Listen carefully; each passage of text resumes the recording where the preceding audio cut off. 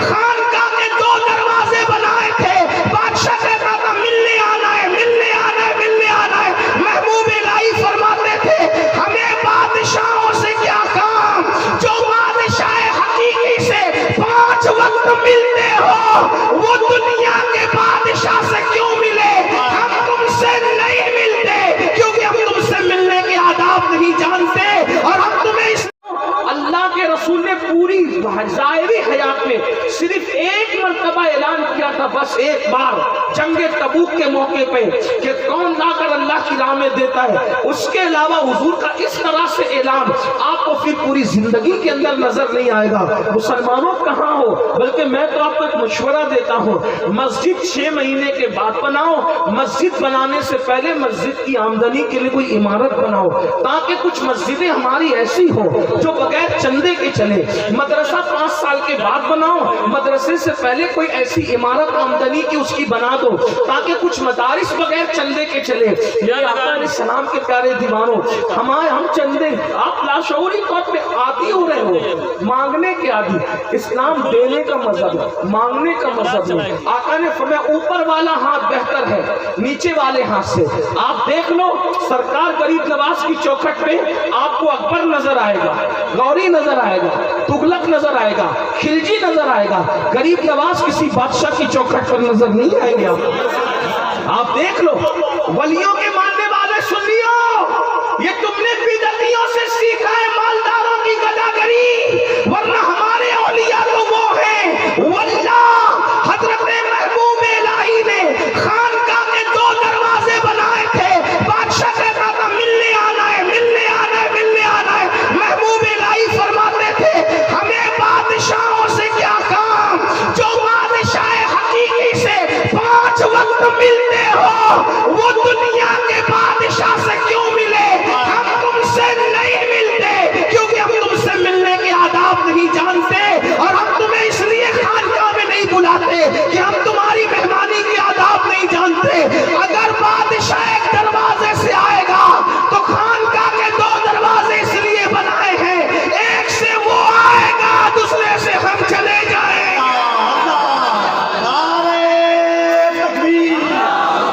آپ دیکھیں ولیوں کی صرف کرامتیں دیکھیے، یہ ان کی استقامت بھی دیکھو۔ اور ایک محفل میں ہو گیا، توجہ کریں، عنوان نہیں ہے لیکن بات آ گئی ولی کی مناسبت سے، ایک محفل میں ہو گیا کیا کہ کسی کا انتقال ہوا، اور وہ تعلق والا تھا، بادشاہ کا بھی تعلق والا تھا، محبوب الہی کا بھی۔ بادشاہ کو پتا چلا میرا بھی متعلق ہے اور محبوب الہی کا بھی تعلق والا ہے۔ محبوب الہی اتنے اخلاق والے کہ جنازے میں ضرور آئیں گے۔ تو کہا اچھا خانقاہ میں نہیں آتے، مجھے نہیں بلاتے، میرے خانقاہ میں مجھے نہیں بلاتے، میرے دربار میں نہیں آتے، میت میں تو آئیں گے نا محبوب الہی۔ محبوب الہی کو جانتے ہو کہ نہیں جانتے؟ سرکار نظام الدین اولیاء کو جانتے کہ نہیں جانتے؟ میرے امام اہل سنت لکھتے ہیں ولایت کی دنیا میں 2 محبوب بڑے مشہور ہوئے، 2 محبوب ولیوں میں 2 محبوب بڑے مشہور ہوئے ہیں۔ ایک تو محبوب سبحانی ہے، بغداد کا دولہ، ہم قادریوں کا پیر غوث اعظم ہے، اور دوسرے محبوب الہی سرکار نظام الدین اولیاء کی ذات ہے جو مقام محبوبیت میں مشہور ہوئے۔ تو اس نے سوچا محبوب الہی آئیں گے میت میں، اب تو ملاقات ہو ہی جائے گی۔ اب سنو حال سنو، کیا غجور لوگ تھے یہ ولی لوگ، کہاں گئی غیرت سنیوں، کہاں گئی؟ محبوب الہی میت میں پہنچے، بادشاہ پہلے سے جا کے بیٹھا ہوا تھا۔ آپ پہنچے اور پہنچنے کے بعد پیر پھیلا دیے، بادشاہ پیر پھیلا، بادشاہ کی طرف پیر پھیلا دیے۔ بادشاہ کا وزیر جو چمچہ تھا اس نے کہا اتنے بڑے عالم، اتنے بڑے فقیر، اتنے بڑے ولی ہو، بادشاہ کے سامنے پیر پھیلا رہے ہو؟ ہنس کے کہتے ہیں کیوں نہ پھیلاؤں، دنیا کا دستور ہے جہاں ہاتھ پھیلتے ہیں وہاں پیر نہیں پھیلتے، اور جہاں ہاتھ نہیں پھیلتے وہاں پیر ہی پھیلا کرتے ہیں۔ تیرے بادشاہ کے سامنے پیر پھیلا کے بتا رہا ہوں، مسجد میں پیر نہیں پھیلاتا اس لیے کہ وہاں ہاتھ پھیلاتا ہوں، اور اس کے سامنے ہاتھ نہیں پھیلاتا اس لیے اس کے سامنے پیر پھیلاتا ہوں۔ یہ غیرت کی ان لوگوں کی آج کہاں گیا؟ مسلمان کی غیرت۔ اور یہ غیرت کب آتی ہے؟ جب دولت آتی ہے، ایمان کے ساتھ جب دولت آتی ہے تب یہ غیرت آتی ہے۔ غریب لوگوں کا کام ہے، مفلس لوگوں کا کام ہے۔ محبوب الہی کا اس دور میں 200 روپے کے حساب سے ماہانہ خرچ تھا لنگر کا، جب لوگ ایک آنے میں بھی مکان خرید دیتے تھے، جب میرے سرکار محبوب الہی 200 روپے لنگر پہ لٹاتے تھے۔ ایک دن بادشاہ نے کہا یہ نظام الدین ہمارے ماننے والے سپاہیوں کے چندے پہ لنگر کرتا ہے اور لوگوں کے دل جیتتا ہے، خبردار کوئی سپاہی نظام الدین کی خانقاہ میں نہیں جائے گا اور کوئی اس کو نذرانہ نہیں دے گا۔ حضرت امیر خسرو نے آگے کہا سرکار بادشاہ کا اعلان ہوا ہے کوئی سپاہی آج کے بعد خانقاہ میں نہیں آئے گا، آپ کو نظر و پیش نہیں کرے گا۔ کہا کیوں؟ کہ وہ کہتے ہیں کہ ہمارے چندے پہ لنگر کرتے ہیں اور لوگوں کا دل جیتتے ہیں۔ محبوب الہی نے مسکرا کے کہا آج کے بعد لنگر کا خرچہ ڈبل کر دو تاکہ اس کو پتا چل جائے ہم چندے پر لنگر نہیں کرتے، خدا کی عطا پر کرتے ہیں۔ یہ ہمارے بزرگوں کی شان۔ ایک دن بادشاہ ملنے کے لیے آ ہی گیا،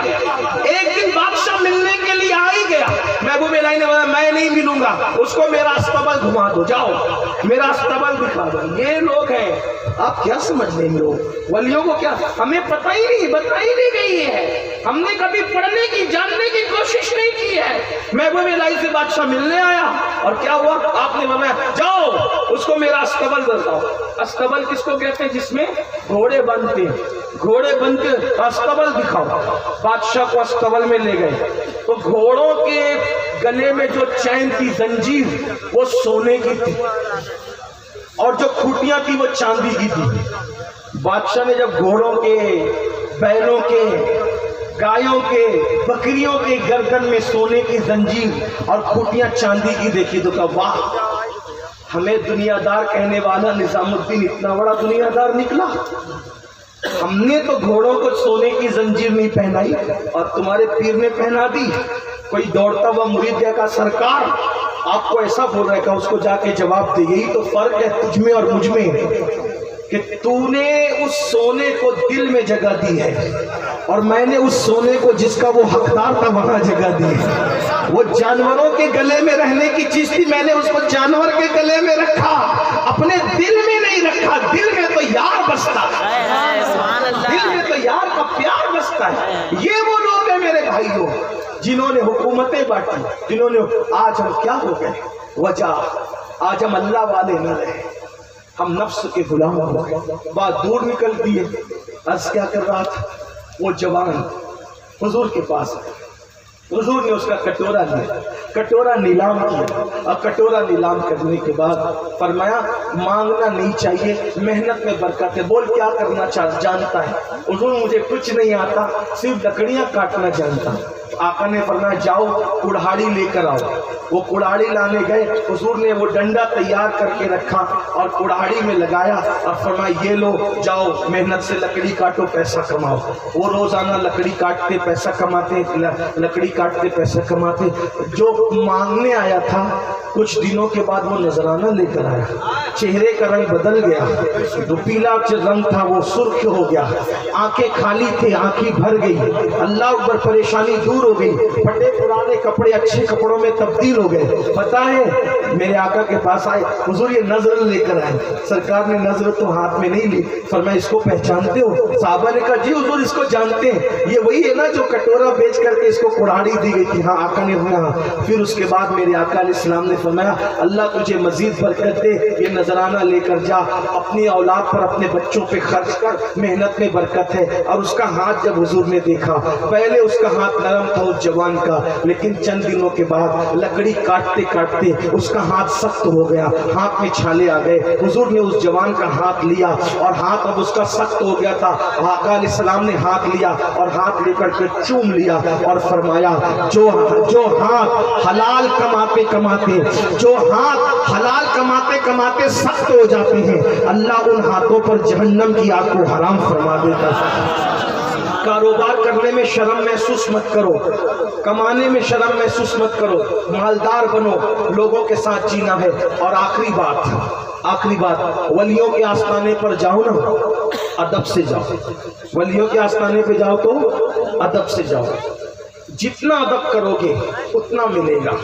یاد رکھنا بہت سی چیزیں ایسی ہوتی جو فرض و واجب نہیں ہوتی، صرف آپ کے دل پر وہ ہوتی ہے.